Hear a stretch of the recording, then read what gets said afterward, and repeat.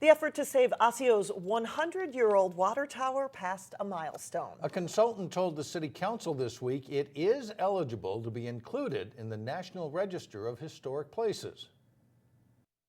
What we find is that they're just disappearing. That's one reason Alexa McDowell says Osseo's century-old water tower is worth saving. McDowell is an architectural historian hired by the city to determine whether the unused tower has enough significance to be considered a historic place. In a water tower, the thing you immediately look at is, does it have a role in the history of a community? And most water towers do. They tell us something about at what point in the history of Osseo were they at a place where they realized that their community needed a water tower in order to serve the people who lived there. Built in 1915, the tower stands 127 feet over the city of Osseo. It was a common style then, but McDowell's 86-page report says it's unique today because there are only 6 towers like it in the National Register. Yes, it's a part of your history that's important. I was just thrilled that it is eligible for listing. Kathleen Getty has been an active supporter of getting it in the National Register. She says this is an important first step toward finding the money for needed repairs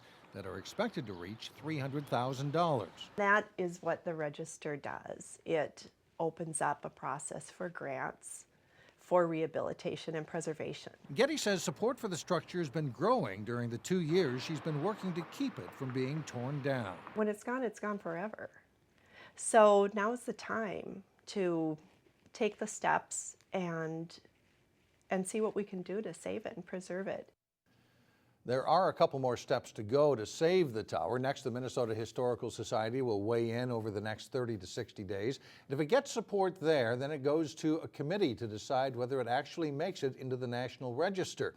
The tower might celebrate its 101st birthday before its supporters know what will happen.